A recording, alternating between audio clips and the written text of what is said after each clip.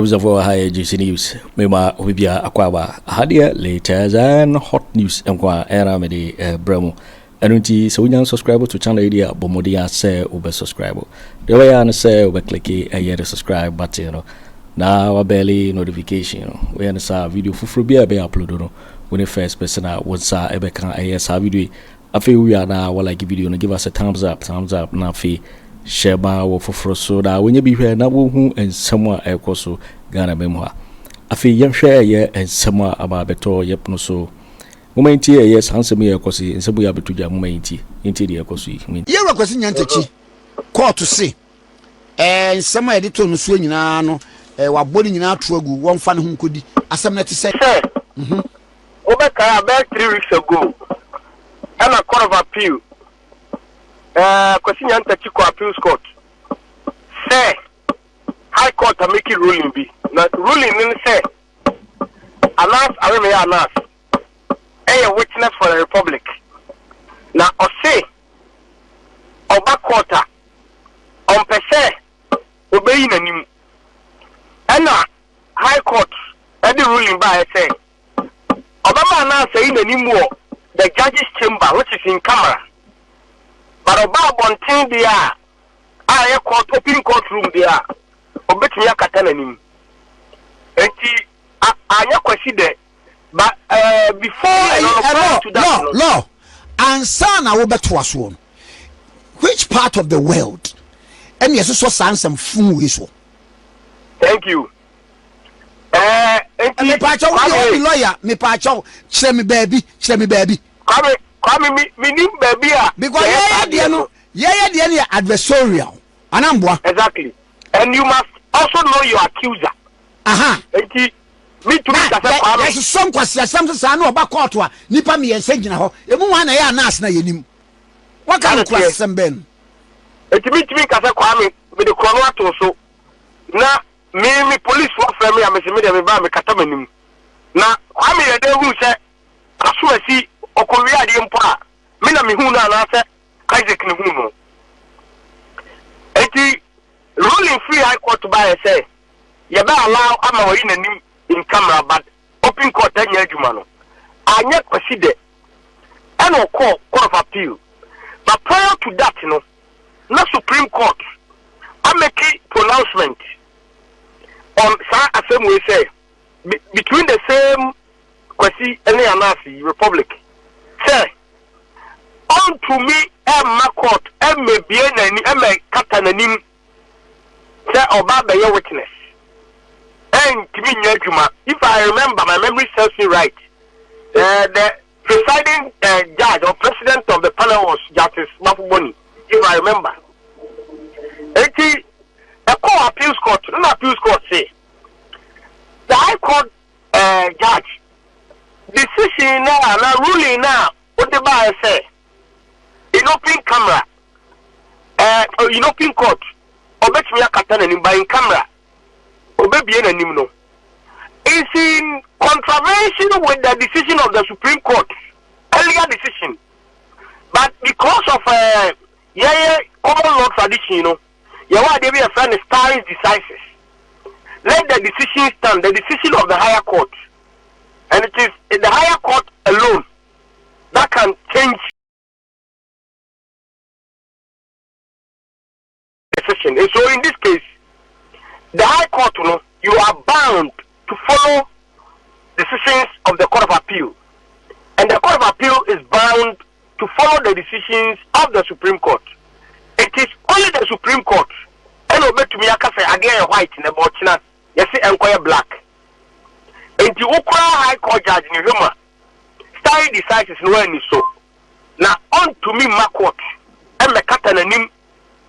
Wabla na accuser no person who nanim no busa no questions enti obaba be testify there also yi nanim are ade no ba na mu case no e be den say prosecution beto aso e be den say prosecution beto aso because in the real video Ghana for nya bi hwe am dey ma hwe bi wo hwe wo dey let me first touch on ono dey no dey buy no Anas the buy no Kwame so hwe ni de no de ba na. Wo sha ni pasa na hu omo de mo. Ni video no. Ah, de ba ya no kwasitiwa. Sabi hu nipa baako. Eti unwu anaso. Nipa me se purportedly me mu se on ni Anas de. Sheik bi na yesi wo ho. Thank you. So in the real video, we be say omo omaje presidential suite outside Dubai or somewhere. Anas our different room. There should be an new sitting room one omotelo. And I send the questions. A man a partner na or not able to questions, you know. And the same thing is the same thing that they did to Dubai. Kwame. Now I see cameras now or video idea no. Man, what's a question? Sa idea way caricature of yi idea anyho me for so there will be naswobegia or gia and me try to picture idea bano. Does it have a face in law? No. Kwame, I agree with what you say. It will Kwame. I then a court no a man be admissible as evidence. Kwame say a corner etimuno. Akukudrofo and not room. Even common sense will tell you, say, me kwadada Kwame Nkrumah. Na me disika kwano. Ni me twa ne picture. So or disika ne kwano. Kwame, sikani pone e ka wasem no. In the case of Anas, Aremeyaw Anas and Kennedy Agyapong, the High Court judgment by in favor of Ken. The judge posed the question in the judgment said, Sika bebrebenya ODS regiman unya ne hefa. What source of income a free hefa, wealth in a free hefa. If indeed you are doing genuine business, or source of wealth will be known to be I'm not point to Wosha nipa na no mo dem wona ye be kire se kwasi akwakoji ademade anase bribe no video no so no mistake no kwasi ana ne partner na boy na o settle camera na o ye video ni nyina no Kwame o se owie na kwasi kono na he wanted to approach him and tell him say ye dey adwuma do but na o move free edem ho a Anas very suspicious enti o ba Ghana no on rekwasi awanguno on hwe wanguno ana eventually omukoyi ade na omude ye ne sa boy ne said it play say one day obusa ne aba partner no ono obusa ne say eti adwuma we ayi are you sure we are doing journalism? I said this is blackmail. We must my boy in the catcher no. I said but you have to survive. Eti yenye Eti, Kwame, I'm file a witness statement on behalf of the Republic. Now, back to the case. Now, a blind TB and also testify. Any big case here, now, I'm not saying I just saw testify, but the condition to testify, and any say, or the captain, now, because it's one penny. Eti, a court, Supreme Court, a High Court, a Court of Appeal, no. A Court of Appeal did decision by itself. Obia should follow the decision of the Supreme Court. No? Now, Anas be testify there. Or say Opa Supreme Court no be in him. Kwame Hana say judgment because he won't come. And as a wama, who build the case on evidence and corroboration from your witnesses. The state, and our republic, only information and as evidence now. Who bear then what was Akwa conviction. And what bear question. And I'm told that I said the state, can say more 1 month. Now who seek the opinion of the Attorney General. I mean, the moment 10 years crank omun to mean for evidence be a ma a bit conviction. Because when you are dealing with a lawyer like that, you're sorry. On your prior go. Also when the client liberty at stake. Eti Kwame de course no ano adia na sa na besi because omu jai kwa ma ne ko to its conclusion there is no way say ombenya witnesses unless they omu nkofo bi o wa yen ni mo ma obodo omu si afa no ba prove new case based on the Ghana for share enemy kwa medium di mani hu Ghana for bebre hu ye kwame na omuni witnesses no amu de case no many witnesses because main witness no oba quarter also in anim any panel so power dey say obey in anim dey anya adwuma so anya adwuma because I've told so already no actual age send anim party on mama in anim entina omuni witnesses na ombe issue omo corroborate whatever evidence they have against Kweku Nyantakyi to have conviction no omuni bi. Wow. And mami chwe it is now court no a rule say case no why they or say on discharge accused person no only two accused persons only other person or discharge omo the AG can say okay me person me saba for but en America no or say you don't just go to court just for going to court sake. Especially if you are a Republican. Mind you, Republican no only resources be brave. And your case.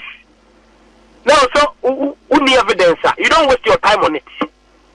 I'm not sure whether they will come back. But back be more evidence via any man that baby. Other than that, based on these evidence that we know, because the kind of the prosecution or break. So benya witnesses. Yes, send the main witness now no so one no. And in the course of the case.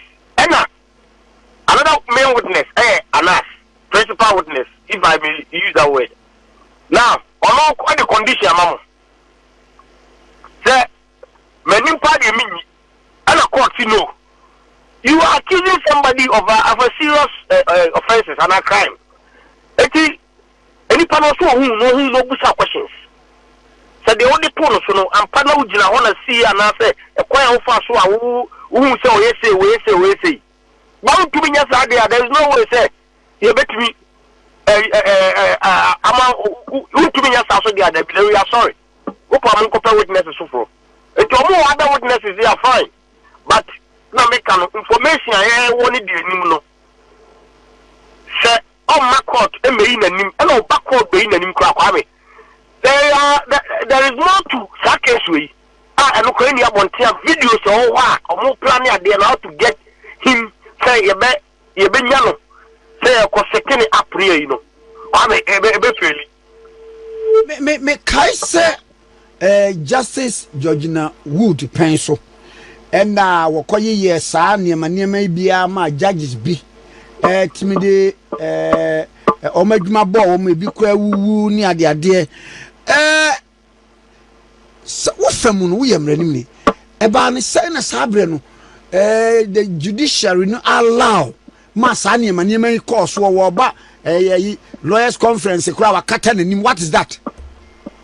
Kwame Sam rende na se mo mo ayenkan but abako na nipa na dwe odi adwuma no adai di say only the Republic at heart for the personal and selfish interest.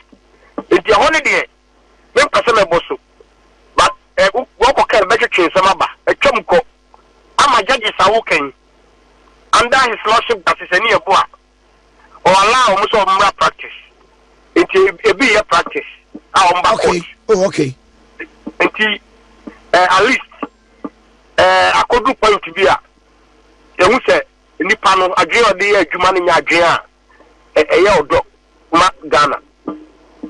I see it is asama FIFA ban no ni ade per the ruling no of the court no it is saying yeru akwasi betimi etu one amon bi. Oh, of course kwasi de ame abrante na ha no abrante na ha pasi papa and he's strong. It's a see another day. And no man woman also gathering because I remember, if my memory serves me right, appeal be Switzerland. Now, I'm saying the moment reduce the ban. Based on where Susana question, the first obey me up taking it up. Now, one two strong case against 15 years. No, I'm sure say, and no man bet me I Ako Yamano. Because waha on the family ankasa. They are coming. No answer hano. Share. Mamin cancer munchro. Obi owa wunim sunsun atini mu a enye ne bone. Sanity. Na kama ho. Ah. Tu ye bibia na wadwene ho. Adea the whole kind of sanity. Tina out TV afia. Now the dream sit out now baby no. Kwame. Bina and over here the special prosecutor. Paha wasene ha wabaha. Kwame say ya akofa ba. Yes na mi ya na kofa ba yo. Getrude janamwa. Na mami musa where do me your thoughts on that? And I will leave your thoughts on that. Dear Nano, what is a special prosecutor? Aba, Wabaka, Neche, and near Mahudwa, a peer by ye, near the Adiano, to say pa. Kwame, a normal boss in there. Sir, a dosu kakanti, Kaume, specific. Oh, me can't for your issue, no. Koba said, one class one in a conference. Now, watch baby, I walk hospital no facility no cra actual crata bad ye hano any an appointment dates in the idea no any dear what ye among force baby Nipal won't charge no and now won't chere no a man enquiry bail and now declare so a fugitive or ye wanted in the idea and crown a second court now could you to me free court war now they are sadin at say Kwame Mami fan free hospital no me the one can say not doubt the authenticity of hospital no, because Mayo Clinic is the number one clinic in America or hospital. Hey, that's the number one premium in America. Yes. Mayo Clinic. Wow. Who to be called Mayo Clinic? I want an American president. And it will be risk in India. Kwame. Say the home for now Mayo Clinic. If when you have a letter from Mayo Clinic, you don't use the word purported. You can only verify to confirm. Say if free Mayo Clinic can answer your body free. So, indeed, me who dream kakra. I'm a case Mayo Clinic in Namzo. Special prosecutor, meaning so what's in America kakra. Now, one letter from Mayo Clinic. And Kweku Annan be able to verify whether letter no every Mayo Clinic campaign answer Nyantakyi because I mean you get any doctor in Mayo Clinic to write fictitious report on any patient. Doctor Bieno Kwame or Mayo Clinic or better than I am one say one more year Nasani may confidential, but woman it me actual cratan quite a bit of one. What they say so. Now, what the other point here? What's America Kakabo on your guys how? What the other point here? Procedure now, no on them money there. Media, what is wrong with it? Because it appears, someone gather information kakra, and we hear opinion to answer certain questions. Not a man dreamer and clear whether to prefer charges or to look at the Bapana Subaka or Jinaswaka say, the old kind Menyasho say, information accurate. And the elsewhere, and away at challenge. No free say, also free officer acting as soon as possible. And a Amanaka, 18 out to be in charge, no. My dream is say, Omanu, the opportunity for him to also tell his side of the story, which is the principle in audio term pattern. Let the other side be heard. And Sana, or prefer charges, I will say I prefer charges, I will prefer charges. Copy said the wakai. And no, Sardiana is not forthcoming. It is ultimately declared wanted. Kwame, meaning our office of the special prosecutor no way omojuma. Etina Ghana for taxpayers money. Yeditia sa government institutions ne kano. E allow say you two questions now my answers. Eti e better say the media houses no mobile without questions more. I mean answers are free. Never. Because the word fugitive will be all running away from the law. And I also think, Madrid say, the special prosecutor felt a bit disrespectful and uncomfortable. So, on we are under, we are subject of criminal investigation. Now, lawyers and I responded. Because, seriously, that, part, and he had a point. Only lawyer need be any answer. When you are invited, you can come with your lawyer. Now, lawyer catch a question with answer and answer answer. And what trouble say? Yes, I mean, me yare, na say me say yes, but that is correspondence, no. My dream say, now if you say, and can one come to me and not communicate. But to just say so, me lawyer for answer no. Why criminal investigation different from civil matters. Questions of Busan, on lawyer. Me bo. Etina kisi won se kisi na kayare say ya. Etinka won transfer ba san ho yare we aba to case nso. I agree with you perfectly. Etina make say. My dream me say. Na konu mo feel say. Papa na fa phone friend kan chance. This is my condition. Wow. So we hear further evidence. Remember me doctors. And the letter ba. But when you sit in your comfort and instruct a lawyer to unsure on your behalf in respect of criminal matter, Mami, yeah, Ghana highway. So CID real client. Maybe CID real client. Now client is for the CID member. Now we have for CID catching the patrol. Me person me didn't my time le be a me idea. Me person me didn't back and neck and out now. CID need to say now put in the kwa. The moment I'm presenting the panel, say a question now. The moment me can say you don't need to answer this one. So I'm so to say. Me too, pa. But subject of criminal investigation, you know, who prefer lawyer because they in charge you.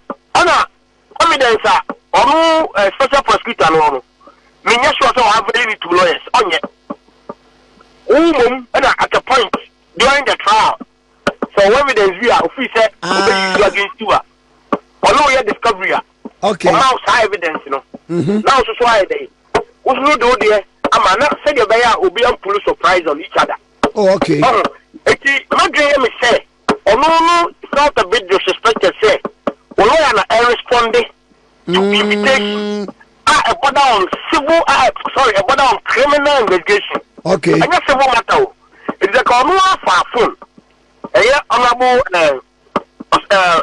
Kenoforiata for phone. And Okachene says, special prosecutor, this is my condition. Maybe I'm the one me buy any. So person me confirm say Charles Sampa. Remember, your doctor's report. Me person me deba. But who the doctor's report? I come at third party. In this case, or your lawyer. Our lawyer require information or more. Our person question or I don't know what it is about. Prosecutors will be able to here. Prosecutors will be in here. Kwa wuna mpesa mibusa wasemu. Usha we are all the cafe. Papa, you see cafe. The investigation, or Kano, Tonana.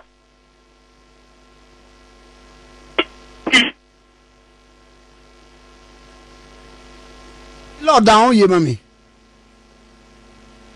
Hello. Amano asan ateko na yebesa afa ne biu na yene na to. Lord bisa makwa ba biu. Akwa mesanjo so. Humano tiko yi. Yen to aso. Enti kwa me ba bia na yedi nkomaduru no. Me feel say senka papa na fa phone and a friend special prosecutor say me condition ye me on letter me dey support free me medical report enti ma me time na me sambo abo me huna memra and I come again we under investigation. You don't tell the prosecutor and police officer say who are out of the jurisdiction indefinite. What kasa? Imagine who come with a police. Hear the case, bro. Yes, maybe I'm trying to be impartial. No matter who come with a police me? Who will investigate? Yes, Ombra. Now I told letter bro say otukwa indefinite enti admit time no. Na just a woman. Wo be watch him say woman no. That be just who dey say respect. Cry for him. Because Kwame Kasa it me efisa no ma bebreu. What must say? Me I cannot tell you when I'll be back. Kwame say no man kitingiti no and let my lawyers respond to subject a border on criminality. We see a numum in a beer. Knowing to see a bet, no, a numum to be a bepushino. I'm an idea. Other than that, the Yeshua Senka, Obe freely a bet, a disrespected. Akko, that a. Oh, I see. I see. It's a ma a bar, Saman could do a level, no. Probable. Okay. Because also the press conference, most of the statements bordered on correspondence. And then what your kind of say your lawyers are not under investigation. It's ultimately. And I was actually on who say outside who seek medical attention. Now unim adabe banobeba. Kwame statements catch be or Una or no ya prosecutor na di tumi amane se onye na dwuma no. One ne ka zakasa we ya. I mean. O inipa o feel say ono so baby a ya dwuma du no. Say who person ka bi che na you should say it in a very eti kwame ma for kasa de but omunwe language ni mienu. No no hwe. Oh, this argument are making me the individuals involved in Tonchen. Because I'm going to get a Mamusu as a Mokame. Did you? It's what studio way. The better I see a review. We are under criminal investigation. Now, I to America, not your letter say. O lawyers in Franco, O lawyers are told letters on Franco, now time up Piano. We never have a come back as amount. I want to come back to me. Exactly. And now, Obi Bibu's a question be said. Sir, special prosecutor, per the letter a free mayor hospital by an omunim baby or into no nanka want to be verified, say ampa or yare, and nan a yare and the city after the said letter has been delivered. After seeing him, sir, honorable Kenoforiata, some time ago, surgery, Sanya Tea, Tinu said, beer. Relax, be a banana, be an he's still going through recovery near there. I don't say it. Mean yet, and young one say, Unim Sebi or Yampa. But the American say, my game say, Nakisiba prefer Sankabaya or Mummy and communication. I'm quiet through a lawyer. Sankaway do the Kasai and no Katan say, me condition, no saying it here. May I, because it's okay, come here and Buswasem. Now, argument, I will say. He wrote to the chief of staff, the current, and then the former. Social prosecutor, does he take instructions from the chief of staff? No. You are talking about chief of staff. What role does the chief of staff have to play in this matter? What role does he have to play in this matter? About just that, one said, then you are in him where I wear, said, or Ayare. No, but I'm saying, why don't you talk to the special prosecutor yourself? Okay. I mean, chief of staff will catch a special prosecutor say, ABCD. What about chief of staff will catch a crown? He make me under investigation. Says the official IBB corruption and corruption related a year. It is who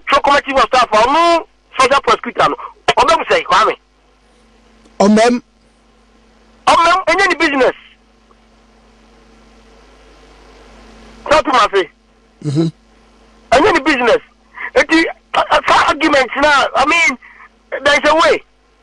So it's a minority leader, Kasa.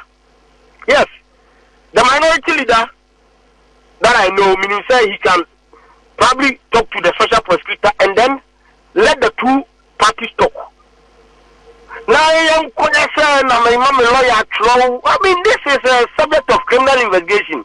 And civil matter be if he follow my lawyer instructions, control it on your behalf, no cocker say any. But he call me with a thank you. Ukwame, ka ulete zoet matram ye jaw ka office ko bi atino. Ke ko fa unju America mai. Abadada. Ya ko fa ba. Enti choice of words no kwame important, very very important. Special prosecutor me magi say office papa no and mano that respect also the mano. Etina. Yes, because yake say some time ago papa even parliament crowd back. Otchere Asare, and then he take from former MP. Sir, a bimpoa, sometimes in former vice president. Only two car. I come up office for meetings. A be an answer to buy a crabby or what? A here correction. Then correction in my. Okay. And yet, where the mamma no say, now you're ready, Bessie. Come, Miss Medancy. Yo. Bye hello. Bye. Yo, it for Winnie reporter Abeto Yepunoso, Mikao says, so we can subscribe to channel area, Bomodia say, or subscribe. Now, feel so, while like, give us a thumbs up. Now, feel share my or for so now when you be here now, and somewhere else, so I will gather be more. Also, bit me otchere ordering a fire and some way, you know, who I will comment box in Mubati Binkabu in my next video. Thanks for watching. Like and share the video. You can also drop your comment. Please don't forget to subscribe. Click on the bell to turn on the notification.